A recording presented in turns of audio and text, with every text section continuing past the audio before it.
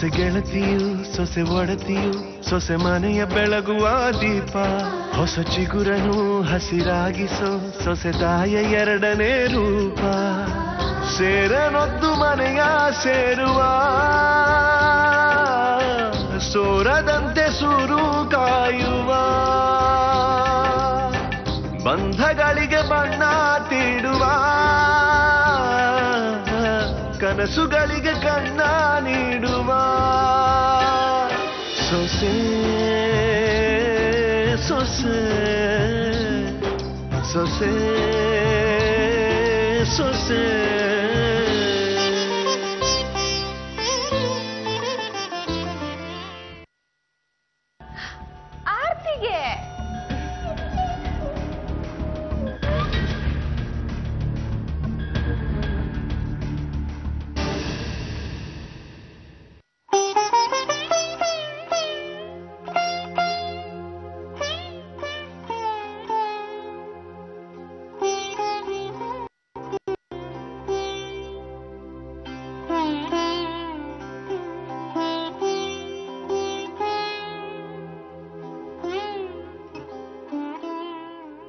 ಹಸ್ಕೊಂಡಿದ್ರೆ ಎಲ್ಲ ಸರಿ ಹೋಗುತ್ತಾ? ಹೊಟ್ಟೆಗೆ ಮೋಸ ಮಾಡ್ಕೋಬೇಡ. ಹೀಗಾಗುತ್ತೆ ಅಂತ ನಾನು ಅನ್ಕೊಂಡೇ ಇರ್ಲಿಲ್ಲ. ರಾಘವ ಪಾಸಿಟಿವ್ ಆಗೇ ಇದ್ರಲ್ಲ. ಏನೋಮ್ಮ, ಇವತ್ತು ನೀವಿಬ್ರು ಬಂದು ಒಟ್ಟಿಗೆ ಎಲ್ರಿಗೂ ಸ್ವೀಟ್ ಕೊಡ್ತೀರಾ ಅನ್ಕೊಂಡಿದ್ದೆ. ಹಾಗೆ ಸೂಟ್ ಕೇಸ್ ಕೂಡ ಪ್ಯಾಕ್ ಮಾಡ್ಕೊಂಡು ಹೋಗ್ತೀರಾ ಅನ್ಕೊಂಡಿದ್ದೆ. ಛೇ, ಹೀಗಾಗ್ಬಾರ್ದಾಗಿತ್ತು. ಈ ಗಂಡಸರು ಬುದ್ಧಿನೇ ಇಷ್ಟು ಬಿಡೆ. ಫೋನ್ ತಗೋತಾರೆ, ಹೊಸದು ಅಂತ ಸಂತೋಷನೂ ಪಡ್ತಾರೆ. ಹೊಸ ಮಾಡೆಲ್ ಬಂದ್ರೆ ಕೈಲಿರೋ ಫೋನ್ ಬಿಸಾಕಿ ಅದನ್ನ ತಗೊಂಡು ಸಂತೋಷ ಪಡ್ತಾರೆ. ಒಟ್ನಲ್ಲಿ ಹೆಣ್ಣಿನ ಮನ್ಸಿಗೆ ಬೆಲೆನೇ ಇಲ್ಲ. ಬದುಕನ್ನ ಅಪ್ಗ್ರೇಡ್ ಮಾಡ್ಕೊಳ್ಳೋ ಬುದ್ಧಿ ಈ ಗಂಡಸರಿಗೆ ಬರೋದಿಲ್ಲ. ದೇವಸ್ಥಾನದಲ್ಲಿ ಅಲಂಕಾರ ಮಾಡಿಸ್ಕೊಂಡು ಮೆರೆಯೋ ವಿಗ್ರಹ ಯಾವತ್ತೂ ಬದಲಾಗೋದಿಲ್ಲ. ಅದೇ ರೀತಿ ನಾವು ಇರ್ಬೇಕನ್ನೋ ಬುದ್ಧಿ ಈ ಗಂಡಸರಿಗೆ ಬರೋದೇ ಇಲ್ವಾ? ಅಳ್ಬೇಡ ಕೀರ್ತಿ, ಯಾವುದೇ ಕಾರಣಕ್ಕೂ ನೀನು ಈ ವಿಷಯಕ್ಕೆ ಸಂಬಂಧಪಟ್ಟಂಗೆ ಕಣ್ಣೀರು ಹಾಕ್ಬೇಡ. ನಿನ್ ಪಾಲಿಗೆ ಸ್ವಾತಂತ್ರ್ಯ ಬಂತು ಅನ್ಕೋ, ನಿನ್ ಜೀವನನ ನೀನ್ ರೂಪಿಸ್ಕೋ. ಆ ಜೀವನದಲ್ಲಿ ಯಾವುದೇ ರೀತಿಯ ಹಂಗಿರೋದಿಲ್ಲ. ಯಾರ ನೆರಳಲ್ಲಿ ಬದುಕಬೇಕಾಗಿರೋ ಪ್ರಸಂಗನೇ ಬರೋದಿಲ್ಲ. ಯಾರೋ ಒಬ್ರು ನಿಂಗೋಸ್ಕರ ಕಾಯ್ತಾ ಇದ್ದಾರೆ ಅನ್ನೋ ನಿರೀಕ್ಷೆನೇ ಇರೋದಿಲ್ಲ. ಒಟ್ನಲ್ಲಿ ನಿನ್ ಬದುಕು ಶೂನ್ಯ ಆಯ್ತು. ಆಗ್ಬೇಕು ಕೀರ್ತಿ. ಶೂನ್ಯ ಆದಾಗ್ಲೇ ಅದ್ರ ಪಕ್ಕ ಒಂದಾಗಿ ನಿಲ್ಲೋಕ್ ಸಾಧ್ಯ. ಶೂನ್ಯಕ್ಕೊಂದು ಬೆಲೆ ಬರೋ ತರ ನೀನ್ ಜೀವನ ನಡೆಸ್ಬೇಕು. ನಿನ್ನ ರಾಘವನ್ ಮುಂದೆನೆ ಅವನಿಲ್ದೆ ನಾನು ಬದುಕಬಲ್ಲೆ ಅನ್ನೋದನ್ನ ನೀನ್ ರೂಪಿಸ್ಬೇಕು. ಯಾವ ಕಾರಣಕ್ಕೆ? ಕಾರಣ ಇರೋದ್ರಿಂದನೇ ನಾವು ಉಸಿರಾಡ್ತಾ ಇದೀವಿ ಅನ್ನೋದನ್ನ ಮರಿಬೇಡ ಕೀರ್ತಿ. ಇವತ್ತು ನಿನ್ ಹೊಟ್ಟೆಲ್ ನಿನ್ ಮಗು ಇದೆ. ಅದನ್ನ ಈ ಕೆಟ್ಟ ಜಗತ್ತನ್ನ ನೋಡು ಬಾ ಅಂತ ಕರ್ಕೊಂಡ್ ಬರ್ಬೇಕ ತಾಯಿ, ನಾನಲ್ವಾ? ನಿಜ, ಇಂಥ ಕೆಟ್ಟ ಜಗತ್ತಲ್ಲಿ ನಿನ್ನಂತ ಒಳ್ಳೆ ತಾಯಿ ಇದ್ದಾಳೆ ಅನ್ನೋದನ್ನ ನಿನ್ ಮಗುನು ನೋಡ್ಲಿ. ನಿನ್ ಒಳ್ಳೆತನನ ನಿನ್ ಮಗುಗ್ ತುಂಬು. ಈ ಜಗತ್ತಿಗೆ ಕಲ್ಮಶವಿಲ್ಲದಿರೋ ಕಾಣಿಕೆ ನೀ ಕೊಟ್ಟೋಗ್ಬೇಕು. ಇನ್ಮೇಲೆ ನಿನ್ನ ಪ್ರಶ್ನೆ ಮಾಡೋರು ಯಾರು ಇರೋದಿಲ್ಲ. ನೀನ್ ಅಂದ್ಕೊಂಡಿದ್ದೆ ನಾಳೆ, ನೀನ್ ಅಂದ್ಕೊಂಡಿದ್ದೆ ಭವಿಷ್ಯ. ನಿನ್ ಮಗುವಿನ ಭವಿಷ್ಯಕ್ಕೆ ಬೆಳ್ಕೊ.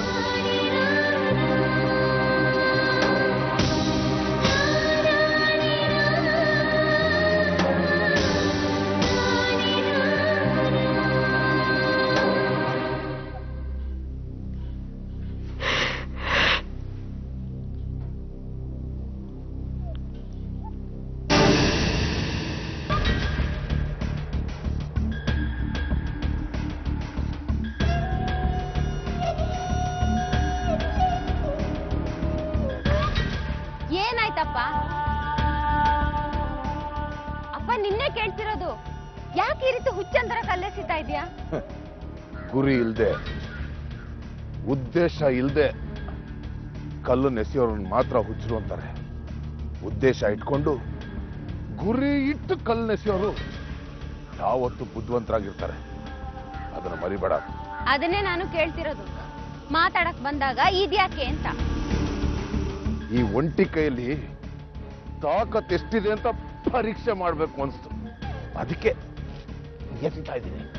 ಅಪ್ಪ, ನಿನ್ ತಾಕತ್ ನಾನು ಅನ್ನೋದನ್ನ ಮರ್ತು ಬಿಟ್ಯಾ?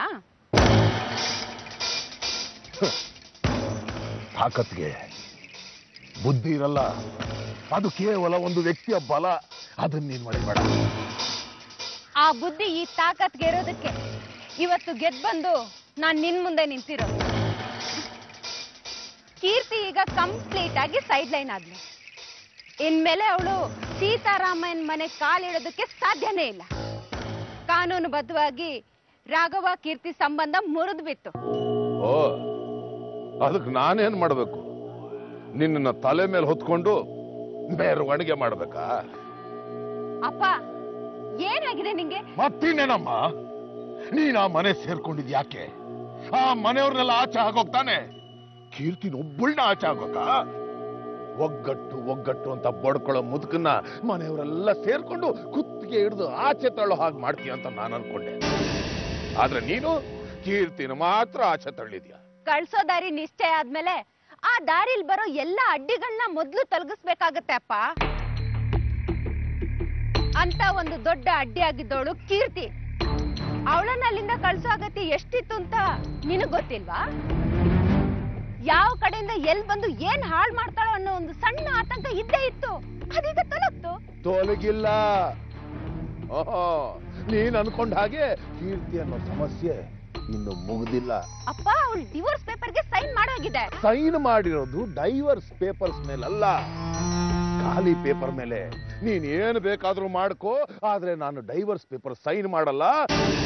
ನಾಳೆ ಹುಟ್ಟೋ ಮಗುಗೆ ತಂದೆಯಾಗಿ ನಿನ್ನ ಹೆಸರು ಬೇಕು ಅಂತ ಖಾಲಿ ಪೇಪರ್ ಅಲ್ಲಿ ಸೈನ್ ಮಾಡಿರೋದು ವಿಚ್ಛೇದನ ಆಗಲ್ಲ ಅಲ್ವಾ? ಅದು ಕೇವಲ ಅವರಿಬ್ಬರ ನಡುವೆ ಆಗಿರೋ ಒಪ್ಪಂದ. ಅದನ್ನ ಕಾನೂನು ಯಾವತ್ತೂ ಬಿಡುಗಡೆ ಅಂತ ಅನ್ನಲ್ಲ. ಪೇಪರ್ ಇದೆ, ಹರಿದಾಕಿದ್ರೆ ಅವರಿಬ್ರು ಗಂಡ ಹೆಂಡತಿ ಆಗೇ ಆಗ್ತಾರೆ.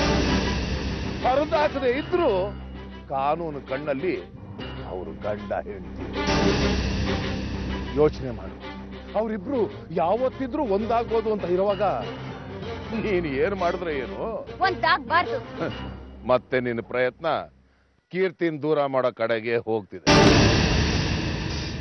Time waste. ಮನೆ ತನಕ ಇದೇ ಆಟ ಆಗ್ಬಿಡ್ತೋ ಏನು? ಅಲ್ಲಿವರೆಗೂ ಮನೆಯವರೆಲ್ಲ ನೆಮ್ಮದಿಯಾಗಿ ಅವ್ರ ಬದುಕನ್ನು ಬದುಕಿ ಜೀವನ ಮುಗಿಸ್ಬಿಡ್ತಾರೆ ಅಂತ. ಇಲ್ಲಪ್ಪ, ನರಳಿ ನರಳಿ ಸಾಯ್ಬೇಕನ್ನೋದು ಆ ಮನೆಯವರು ಪ್ರತಿಯೊಬ್ಬರ ಹಣೆಯಲ್ಲೂ ಬರ್ದಿದೆ. ಕೀರ್ತಿ ಪರ್ಮನೆಂಟ್ ಆಗಿ ಬರ್ದೇ ಇರೋ ದಾರಿನೇ ಆ ಮನೆಯವ್ರ ಹೃದಯ ಹಿಂಡ್ಬೇಕು. ಇಷ್ಟಕ್ಕೂ ರಾಘವ್ ಒಂಟಿಯಾಗಿದೆ ತಾನೆ ಕೀರ್ತಿ ಬರೋದು. ಆದಷ್ಟು ಬೇಗ ಅವನ ಪಕ್ಕದಲ್ಲಿ ಬೇರೆ ಹೆಂಡತಿನ ಕೂರಿಸ್ತಿದ್ದೀನಲ್ಲ. ಕಾನೂನು ಕತ್ತಿ ಹಿಡಿದು ತಳ್ಳಿದ್ರು ಆಗ ಕೀರ್ತಿನೇ ದೂರ ನಿಂತು ಸಾಯ್ಬೇಕಲ್ಲ.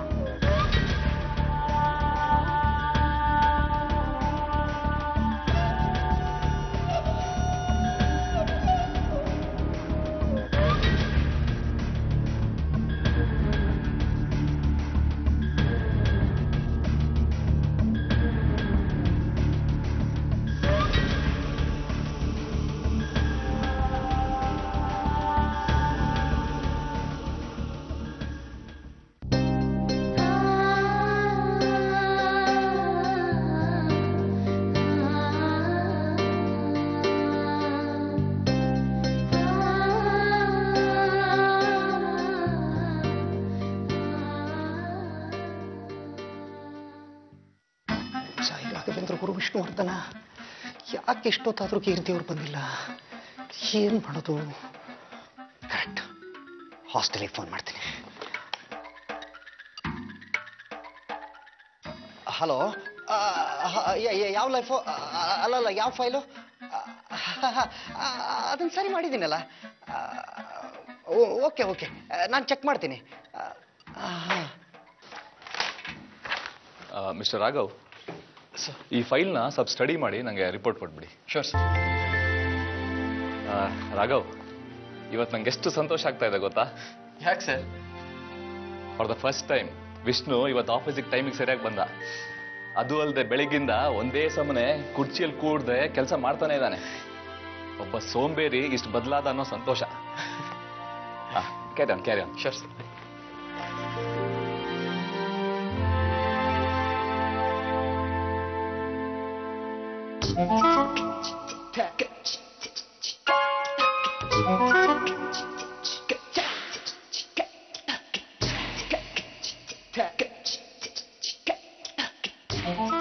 ಹಲೋ ಹಲೋ, ನನ್ನ ಹೆಸರು ವಿಷ್ಣುಪಾದ ಅಂತ. ಕೀರ್ತಿ ಅವ್ರ ಕೆಲ್ಸಕ್ಕೆ ಹೊರಟ್ರ?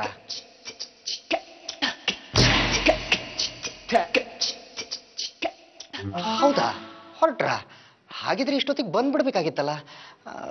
ಸರಿ ಬಿಡಿ ಸರಿ ಬಿಡಿ, ನಾನೇ ವಿಚಾರಿಸ್ತೀನಿ. Sorry for the trouble. ಸರಿ ಸರಿ. ಓಂ ಸಾಯಿ ರಾಘವೇಂದ್ರ ಗುರು ವಿಷ್ಣುವರ್ಧನ. ಏನಪ್ಪ ಮಾಡ್ಲಿ? ಗುರು ಬಾಬಾ ಕುಚಕು. ರಾಘವ, ಇಷ್ಟೊತ್ತಾದ್ರೂ ಕೀರ್ತಿ ಅವ್ರು ಇನ್ನೂ ಬಂದಿಲ್ಲ ಕಣೋ. ನೀನ್ ಬೇಗ ಬಂದಿದೆ ಅಂತ ಇವತ್ ಬಾಸ್ ಹೊಗಳ್ತಿದ್ರು ಕಣೋ. ಅಯ್ಯೋ, ನನ್ ಹೊಗಳೋದನ್ನ ಕಟ್ಕೊಂಡು ನಾನೇನೋ ಮಾಡ್ಲೋ. ಕೀರ್ತಿ ಅವ್ರು ಇನ್ನೂ ಬಂದಿಲ್ಲ, ಅದನ್ನ ಬಾಸ್ ಗಮನಿಸ್ಬೇಕು ತಾನೆ. ಅಟ್ಲೀಸ್ಟ್ ಮಾನವೀಯತೆಗೋಸ್ಕರ ಅದನ್ನ ವಿಚಾರಿಸ್ಬೇಕು ತಾನೆ. ವಿಚಾರಿಸೋದಕ್ಕೆ ನೀನಿದೆಯಲ್ಲ. ಅದು ನಿಜ ಬಿಡು. ಈಗಿನ ಕಾಲದಲ್ಲಿ ಇಂಥ ಒಳ್ಳೆ ಮನ್ಸಿರೋರು ಯಾರಿದ್ದಾರೆ ಹೇಳು? ಅದೆಲ್ಲ ಕೋಟಿಗೊಬ್ಬ ನಮ್ ಗುರು ಸಿನಿಮಾ ನೋಡಿ ಬಂದ್ ಗುಣ. ಅದಿರ್ಲಿ ರಾಘವ, ಇನ್ನೊಂದು ವಿಷಯ ಗೊತ್ತಾ ನಿಂಗೆ? ಏನು? ನಿನ್ನ ಕೀರ್ತಿಯವರು ತುಂಬಾ ಅಳ್ತಾ ಇದ್ರು ಕಣ. ಪಾಪ ಕಣ, ಏನಾಯ್ತೋ ಏನೋ ನನಗ್ ಗೊತ್ತು ಕಣೋ. ಅವ್ರ ಗಂಡನೇ ಏನೋ ಮಾಡಿರ್ತಾನೆ. ಅಲ್ಲ ಕಣ, ಒಂದ್ ಹೆಣ್ಣಿನ ಕಣ್ಣಲ್ಲಿ ಇಷ್ಟು ನೀರ್ ತರಿಸ್ತಾನಲ್ಲ, ಅವನು ಉದ್ಧಾರ ಆಗ್ತಾನ? ದೇವರಾಣೆ ಆಗಲ್ಲ, ನೆಗದ್ ಬಿದ್ದು ಹೋಗ್ತಾನೆ. ನೀನೇ ನೋಡಿದ್ಯಲ್ಲೋ ಕೀರ್ತಿಯವ್ರು ಹೇಗಿದ್ದಾರೆ ಅಂತ. ಬೇರೆ ಅವರಿಗೆ ಯಾವುದೇ ಕಾರಣಕ್ಕೂ ಮೋಸ ಮಾಡದೇ ಇರೋರು ಅಂತ ಅವ್ರ ಜೊತೆ ಮಾತಾಡಿದ್ರೆ ಗೊತ್ತಾಗ್ಬಿಡುತ್ತೆ. ಅಂಥ ದೇವತೆಗೆ ಈ ರಾಕ್ಷಸ ಗಂಡ ಎಲ್ಲಿಂದ ಗಂಟು ಬಿದ್ದಿದಾನೋ ಏನೋ. ರಾಘವ, ಅವನೇನಾದ್ರೂ ನನ್ನ ಕೈಗೆ ಸಿಗಬೇಕು ಕಣ. ಹಾಗೆ ಸುತ್ತಿ ಮೂಟೆ ಕಟ್ಟಿ ನಮ್ಮಣ್ಣ ಕರ್ಣ ಸಿನಿಮಾದಲ್ಲಿ ಫುಟ್ಬಾಲ್ ಆಡ್ತಿದ್ನಲ್ಲ, ಹಂಗ ಆಡ್ಬಿಡ್ತೀನಿ ಅವನ್ನ. ಸರಿ ಕಣೋ ರಾಘವ, ನಾನು ಇಂಥ ಸಮಯದಲ್ಲಿ ಅವ್ರ ಪಕ್ಕದಲ್ಲಿದ್ದು ನಾನು ಅವ್ರಿಗೆ ಸಮಾಧಾನ ಮಾಡಬೇಕು ಕಣೋ. ನೀನೇ ಏನಾದ್ರೂ ಬಾಸ್ಗೆ ಹೇಳ್ಬಿಡು, ನಾನು ಅರ್ಧ ದಿವಸ ರಜೆ ಹಾಕಿ ಹೋಗ್ತಾ ಇದ್ದೀನಿ. ಹಾಗೆ ಒಂಚೂರು ನನ್ನ ಕೆಲಸನೂ ನೋಡ್ಕೊಂಡ್ಬಿಡು, ಮ್ಯಾನೇಜ್ ಮಾಡೋ ಪ್ಲೀಸ್. ನಾನು ಬರ್ತೀನಿ ಕಣೋ. ಈಗೆಲ್ಲ ಹೋಗ್ತಿದ್ಯೋ? ಕೀರ್ತಿ ಅವ್ರ ಹಾಸ್ಟೆಲ್ ಹತ್ರ. ನನ್ನ ಕಷ್ಟನ ನೀನು ಅರ್ಥ ಮಾಡ್ಕೋತೀಯ, ಅವ್ರ ಕಷ್ಟನ ನಾನು ಅರ್ಥ ಮಾಡ್ಕೋತೀನಿ. ಇದೇ ಅಲ್ವೇನೋ ಚಿರಬ. ಹೇಗಾದ್ರೂ ಮ್ಯಾನೇಜ್ ಮಾಡ್ಬಿಡೋ ಪ್ಲೀಸ್ ಪ್ಲೀಸ್. ಬರ್ತೀನಿ ನಾನು.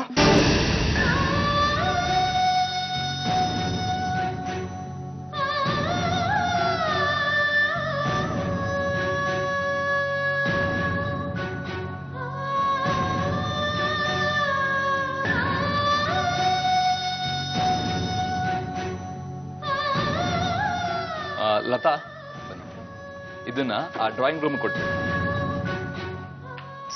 ಹೇಳಿ. ರಾಘವ್, ನಮ್ಮೊಂದು ಅರ್ಧ ದಿವಸ ರಜಾ ಬೇಕಿತ್ತು ಸರ್. ರಜಾನ ನೆನ್ನೆನ ರಜಾ ಹಾಕಿದ್ರಲ್ರಿ? ಹೌದು ಸರ್, ಇವತ್ತು ಯಾಕೋ ಮೂಡು ಇದೇ ನನಗೆ ಆಗೋದಿಲ್ಲ ಅನ್ನೋದು. ಕೆಲ್ಸಕ್ಕಂತ ಬಂದ್ಮೇಲೆ ಕೆಟ್ಟಿರೋ ಮೂಡು ಸರಿ ಹೋಗ್ಬೇಕು. ಎಲ್ಲಿ ವಿಷ್ಣು ನೋಡಿ ಕಲೀರಿ. ಎಷ್ಟು ಬೆಳಗಿಂದ ಕೆಲಸ ಮಾಡ್ತಾನೆ ಇದಾರೆ ಅವರು.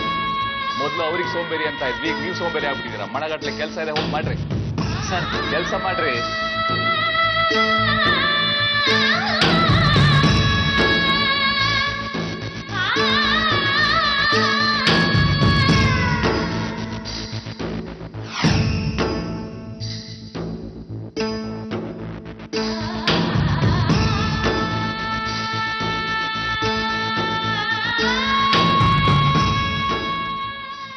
ನನ್ನ ದುಃಖ ನೋಡ್ಕೊಂಡು ನೀವ್ಯಾಕೆ ಸುಮ್ಮನೆ ನಿಂತಿದ್ದೀರಿ? ಹೋಗಿ ನಿಮ್ ಕೆಲಸ ನೋಡ್ಕೊಂಡು. ಸುಮ್ಮನಿರಿ ಕೀರ್ತಿ ಅವರೇ, ಅರ್ಧ ದಿನ ರಜೆ ಹಾಕಿ ಬಂದಿದ್ದೀನಿ ನಾನು. ಇಷ್ಟಕ್ಕೂ ನಗೋವಾಗ ನೆಂಟರು ಅನ್ನೋ ಮಾತಿಗೆ ವಿರುದ್ಧವಾಗಿರೋ ನಾನು. ಬೇರೆಯವ್ರ ದುಃಖಕ್ಕೆ ಸ್ವಲ್ಪನಾದ್ರೂ ಸಮಾಧಾನ ಮಾಡಿದ್ರೆ ಪುಣ್ಯದ ಕೆಲಸ ಅನ್ಸ್ಕೊಳ್ಳುತ್ತೆ. ಆದ್ರೆ ನನ್ನ ದುಃಖ ಗಂಡ ಬಿಟ್ಟಿರೋ ಕಾರಣಕ್ಕೆ ಜೀವನ ಪರ್ಯಂತ ನಿಮ್ ಜೊತೆನೆ ಉಳ್ಕೋಬೇಕಾ ಹೇಳಿ? ಇಷ್ಟಕ್ಕೂ ನಿಮ್ಮಂಥ ಒಳ್ಳೆ ಗುಣ ಇರೋ ಹೆಂಡತಿನ ಬೇಡ ಅಂದದ್ದಕ್ಕೆ ನಿಮ್ ಗಂಡ ದುಃಖ ಪಡ್ಬೇಕೆ ಹೊರತು ನೀವಲ್ಲ. ಇದಕ್ಕೆಲ್ಲ ನೀವು ಆಫೀಸಿಗೆ ಬರದೆ ರಜೆ ಹಾಕಿ ಕೂತ್ರೆ ಇದೇ ವಿಷಯ ತಲೆಯಲ್ಲಿ ಗಿರ್ಗಿಟ್ಲಿ ಹೊಡ್ತಿರುತ್ತೆ, ತಲೆ ಕೆಡುತ್ತೆ. ಅದಕ್ಕೆ ನೀವು ಅವಕಾಶ ಮಾಡಿಕೊಡ್ಬಾರ್ದು ಕೀರ್ತಿ ಅವರೇ. ಇಷ್ಟಕ್ಕೂ ಯಾರೋ ಒಬ್ರು ಇರೋ ಸಂಬಂಧನ ಬೇಡ ಅಂದ ಮಾತ್ರಕ್ಕೆ ನೀವು ಇರೋ ಬದುಕನ್ನ ಬೇಡ ಅನ್ನಕ್ಕಾಗತ್ತಾ ಹೇಳಿ? ನಾವಿವತ್ತು ಬದುಕಿದೀವಿ ಅಂದ್ರೆ ನಮ್ಮಿಂದ ಏನೋ ಕೆಲಸ ಆಗ್ಬೇಕಾಗಿದೆ ಅಂತ ಅರ್ಥ. ಆ ಕೆಲಸ ಮುಗಿದ್ಮೇಲೆ ಆ ಬಾಬಾ ಕರೆಸ್ಕೋತಾನೆ. ಅಲ್ಲಿ ತನಕ ನಾವು ಅಲ್ಲಿ ತನಕ ಈ ರೀತಿ ಒದ್ದಾಡ್ತಾ ಇರ್ಬೇಕಾ? ಒದ್ದಾಡು ಅಂತ ನಿಮ್ಗೆ ಹೇಳ್ದವ್ರು ಯಾರು ಕೀರ್ತಿಯವ್ರೆ? ಬದುಕಿನ ಮೆನೋ ಕಾರ್ಡಲ್ಲಿ ಸಂತೋಷ, ದುಃಖ, ಹಿಂಸೆ, ಬೇಜಾರು, ಚಿಂತೆ ಇದೆಲ್ಲವೂ ಇರುತ್ತೆ. ಬೇಕಾದನ್ನು ನಾವು ಆರಿಸ್ಕೋಬೇಕು ಅಷ್ಟೇ. ನಗುನ ಆರಿಸ್ಕೊಳ್ಳೋ ಬದಲು ಅಳುನ ಆರಿಸ್ಕೊಂಡ್ರೆ ತಪ್ಪು ನಮ್ಮದಾಗತ್ತೆ, ಆ ಬಾಬಂದಲ್ಲ. ದಯವಿಟ್ಟು ಈ ರೀತಿ ಇರಬೇಡಿ. ನೋವು ಕೊಟ್ಟೋರ್ ಮುಂದೆ ನಗ್ನಗ್ತಾ ಬದುಕಬೇಕು. ಅದೇ ನಿಜವಾದ ಬದುಕು. ದೇವರಾಟ ಅಂದಮೇಲೆ ಒಳ್ಳೇದೇ ಆಗಿರುತ್ತಲ್ವಾ ಕೀರ್ತಿ ಅವರೇ? ನಿಮ್ ಸಮಾಧಾನದ ಮಾತುಗಳಿಗೆ ಥ್ಯಾಂಕ್ಸ್. ನನಗ್ ಸಮಾಧಾನ ಆಗ್ತಿಲ್ಲ. ಆಗದೆ ಇರೋದನ್ನ ಹತ್ರ ಇಟ್ಕೊಂಡು ಯಾಕೆ ಒದ್ದಾಡ್ತೀರಾ ಕೀರ್ತಿ ಅವರೇ? ಪ್ಲೀಸ್ ನನ್ನ ಮಾತು ಕೇಳಿ. ನಾಳೆಯಿಂದ ಆಫೀಸಿಗೆ ಬನ್ನಿ. ದೃಷ್ಟಿ ಬದಲಾದ್ರೆ ವಿಷಯ ಬದಲಾಗುತ್ತೆ, ವಿಷಯ ಬದಲಾದ್ರೆ ಆಲೋಚನೆ ಬದಲಾಗುತ್ತೆ.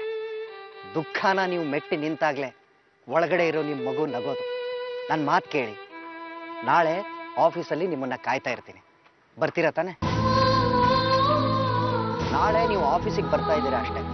ನಿಮ್ಗೋಸ್ಕರ ನಾನು ಕಾಯ್ತಾ ಇರ್ತೀನಿ. ಮೊದಲು ಇಲ್ಲಿಂದ ಎದ್ದೇಳಿ. ಪರವಾಗಿಲ್ಲ, ನಾನು ಹೋಗ್ತೀನಿ, ಹೊರಡಿ. ಇಲ್ಲ ಕೀರ್ತಿ ಅವರೇ, ನಾನು ಹೋಗಲ್ಲ. ನೀವು ಒಬ್ಬರೇ ಇದ್ರೆ ಏನು ಅಪಾಯ ಮಾಡ್ಕೋತಿರೋ ಅನ್ನೋ ಭಯ ಇದೆ ನನಗೆ. ಸಾಯೋ ಆಸೆ ನನಗಿಲ್ಲ. ಹಾಗಿದ್ಮೇಲೆ ಸಾಧಿಸೋ ಗುರಿನ ಎದುರಿಗಿಟ್ಕೋಬೇಕು. ಸಾಧಿಸೋ ಮನಸ್ಸು ಯಾವಾಗ್ಲೂ ಸಂತೋಷವಾಗಿರ್ಬೇಕು. ಸಂತೋಷನ ಹೊರಗಡೆಯಿಂದ ಸಾಲ ತರಕ್ಕಾಗಲ್ಲ ಕೀರ್ತಿ ಅವರೇ, ಅದು ಒಳಗಡೆಯಿಂದನೇ ಹುಟ್ಟಬೇಕು. ಅದಕ್ಕೆ ಪ್ರಯತ್ನ ಪಡಿ. ಇದು ನನ್ನ ರಿಕ್ವೆಸ್ಟ್. ನಾಳೆ ನೀವು ಆಫೀಸಿಗೆ ಬರ್ತಾ ಇದ್ದೀರಾ ಅಷ್ಟೇ. ನಿಮ್ಗೋಸ್ಕರ ಆಫೀಸಲ್ಲಿ ಕಾಯ್ತಾ ಇರ್ತೀನಿ.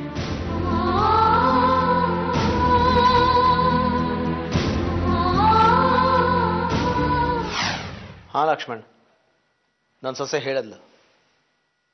ನನ್ನ ಮಗ ಎಲ್ಲರ ಮುಂದೆನೂ ಅನೌನ್ಸ್ ಮಾಡ್ದ. ಅದು ಮುಗಿದು ಹೊತ್ತ.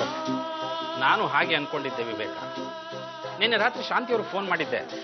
ಅವರು ಕೌನ್ಸಿಲಿಂಗ್ನಲ್ಲಿ ನಿಮ್ಮ ಮಗ ಸೊಸೆ ಆಡ್ತಿದ್ದ ಮಾತು, ನಡ್ಕೋತಿದ್ದ ರೀತಿ, ಅವ್ರ ಆಟಿಟ್ಯೂಡು ಪ್ರತಿಯೊಂದು ಡೀಟೇಲ್ ಆಗಿ ಹೇಳಿದ್ರು. ಹೇಳಿ ಏನಂದ್ರು? ದೂರ ದೂರ ಆಗೋದಕ್ಕೆ ಹೇಳಿ ಮಾಡಿಸ್ದಂಥ ಜೋಡಿ ಅಂದ್ರ? ಇಲ್ಲ, ಅವರಿಬ್ರು ಒಂದಾಗಿ ಸಂತೋಷವಾಗಿ ಸಂಸಾರ ಮಾಡೋ ಜೋಡಿ ಅಂತ ಹೇಳಿದ್ರು. ತಮಾಷೆ ಮಾಡ್ಬೇಡ, ಸುಮ್ಮನೆ ಇರೋ.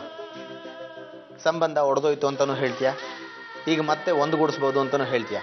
ಇದಕ್ಕೇನಾದರೂ ಅರ್ಥ ಇದೆಯಾ? ಲವ್ ಒಡೀತು ಅಂತ ಖಾಲಿ ಪೇಪರ್ಗೆ ಸೈನ್ ಹಾಕ್ಬಿಟ್ರೆ ಸಂಬಂಧ ಹೊಡೆದೋಗುತ್ತಾ? ಅದು ಕಾನೂನು ಪ್ರಕಾರ ಡಿವೋರ್ಸ್ ಅಲ್ಲ ಕಣೋ. ಆದರೆ ಅವರಿಬ್ರು ದೂರ ಆಗಿರೋದಂತೂ ಸತ್ಯನಾ? ಸತ್ಯ. ಆದ್ರೆ ಆ ಸತ್ಯನ ಸುಳ್ಳು ಮಾಡೋ ಅವಕಾಶ ಇದೆ ಅಂತ ನಾನು ಹೇಳ್ತಾ ಇದ್ದೀನಿ. ನಿನ್ನ ಮಗ ಹೆಂಡ್ತಿನ ಬಿಡಕ್ಕಾಗದೆ, ನಿನ್ನ ಮನೆಯವ್ರನ್ನ ಎದುರಾಕೊಳ್ಳೋಕ್ಕಾಗದೆ ಮಧ್ಯದಲ್ಲಿ ಸಿಕ್ಕಾಕೊಂಡು ಒದ್ದಾಡ್ತಿದ್ದಾನೆ ಕಣೋ. ಆ ಸಂಖ್ಯೆಗೆ ಕೀರ್ತಿನ ಬೇಡ ಅಂತ ಹೇಳಿದನ ಹೊರತು ಇವತ್ತಿಗೂ ಅವನ ಮನಸ್ಸಲ್ಲಿ ಕೀರ್ತಿ ಇದ್ದಾಳಪ್ಪ. ಅವನ ಮನಸ್ಸಲ್ಲಿ ಇದ್ದು ಮಾತ್ರಕ್ಕೆ ನಾವೇನ್ ಮಾಡಕ್ಕಾಗತ್ತೆ ಹೇಳು?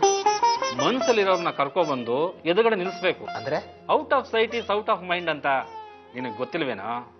ಹಾಗಾಗೋದಕ್ಕೆ ಬಿಡಬೇಡ. ನಿನ್ ಸೊಸೆ ಒಂದಷ್ಟು ದಿವಸ ನಿನ್ನ ಮಗನ ಕಣ್ಮುಂದೆ ಇರೋ ತರ ನೋಡ್ಕೋ, ಎಲ್ಲ ವರ್ಕೌಟ್ ಆಗುತ್ತೆ. ಆಗದೆ ಇರೋ ಕೆಲಸನ ಮಾಡು ಅಂತ ಇದೆಯಾ? ಯಾಕೋ ಆಗಲ್ಲ? ಯಾವ್ದಾದ್ರೂ ಊರಿಗೆ ಒಂದು 10 ದಿವಸ ನಿಮ್ಮ ಮಗನ ಹೊರಗಡೆ ಕಳಿಸು. ಅದೇ ಊರಿಗೆ ಕೀರ್ತಿರು ಹೋಗೋ ತರ ನೋಡ್ಕೋ. ಎಷ್ಟೋ ಕಷ್ಟವಾದ ಕೇಸ್ಗಳನ್ನೆಲ್ಲ ಈ ಟೆಕ್ನಿಕ್ ಇಂದ ಸಾಲ್ವ್ ಮಾಡಿದೀವಪ್ಪ. ಮೊದಲೇ ನಿನ್ ಸೊಸೆ ಗರ್ಭಿಣಿ, ನಿಮ್ ಮಗನ ಗಮನ ಅವಳ ಕಡೆ ಹೋಗುತ್ತೆ. ಭಾವನೆಗಳು ಬಾಂಧವ್ಯನ ಕಟ್ಟಾಕತ್ತೆ ಕಣೋ. ಇಲ್ಲ ಲಕ್ಷ್ಮಣ್, ಅದು ಸಾಧ್ಯನೇ ಇಲ್ಲ. ಏನೋ ಒಂದು ಸುಳ್ಳು ಹೇಳಿ ನನ್ನ ಮಗನ ಬೇಕಾದ್ರೆ ಕಳಿಸ್ಬೋದು, ಆದರೆ ನನ್ನ ಸೊಸೆನ ಕಳ್ಸೋಕ್ಕಾಗಲ್ಲ. ಯಾಕೆಂದ್ರೆ ಅವಳು ಯಾವುದೇ ಕಾರಣಕ್ಕೂ ನಾಟಕ ಆಡಲ್ಲ. ಅವಳು ಇರೋದನ್ನ ಇರೋ ಹಾಗೆ ಹೇಳ್ತಾಳೆ, ಹಾಗೆ ಬದುಕ್ತಾಳೆ. ಒಟ್ನಲ್ಲಿ ಅಂಥವಳನ್ನ ನನ್ನ ಮಗ ಅರ್ಥ ಮಾಡ್ಕೊಳ್ಳಿಲ್ಲ ಅಷ್ಟೇ. ಅಲ್ಲ ಕಣೋ, ಅದು ಆಗಲ್ಲ ಕಣೋ. Anyway, thanks.